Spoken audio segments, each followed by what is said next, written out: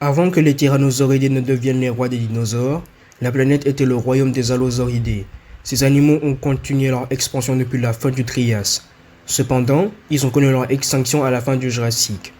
Alors que le Crétacé ne faisait que commencer, une nouvelle génération de prédateurs issus de ces derniers est apparue, les Carcharodontosauridae.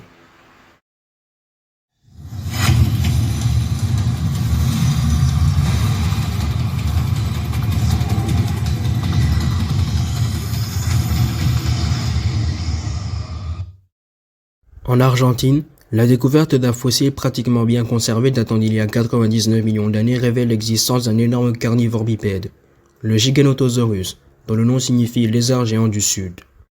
Avec une longueur de plus de 13 mètres et un poids de plus de 8 tonnes, le Giganotosaurus avait une taille presque similaire et même légèrement supérieure à celle du T-Rex. Le Giganotosaurus était peut-être même le troisième plus grand prédateur terrestre que la Terre ait jamais porté. La deuxième position étant occupée par le Carcharodontosaurus d'Afrique du Nord et la première place par le Spinosaurus. Le Giganotosaurus était très adaptable. Il vivait aussi bien dans les zones désertiques que dans les marécages avec de la végétation luxuriante.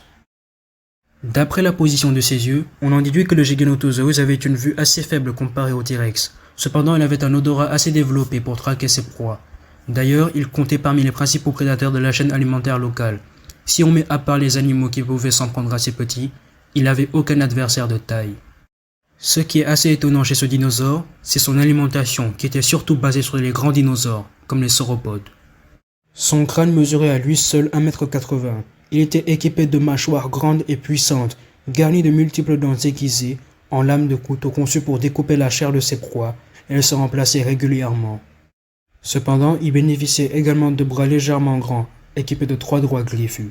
Ce carnivore géant est surtout connu pour être l'un des rares dinosaures au monde capable de s'attaquer à l'une des plus grandes bêtes ayant jamais vécu sur notre planète, l'Argentinosaurus. C'était un sauropode qui avait une longueur de plus de 35 mètres. Le Giganotosaurus pouvait se montrer prédateur solitaire, car il avait des armes de chasse mortelles et des capacités de chasse surprenantes pour le faire.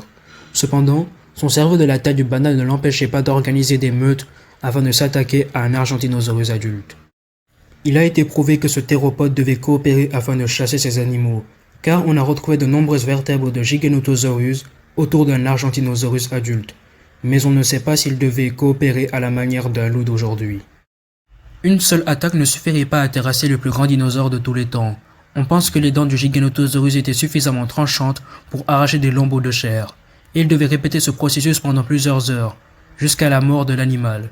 Une mort lente et douloureuse. Même en groupe, ils prennent d'énormes risques en osant défier des bêtes qui font plus de 10 fois leur poids, au risque de se faire piétiner par ses immenses pattes ou de recevoir un violent coup de queue. Cependant, il existait un autre carnivore qui s'attaquait régulièrement aux Argentinosaurus, le Mapusaurus, un autre Carcharodontosauridae du même pays qui avait une longueur de près de 12 mètres.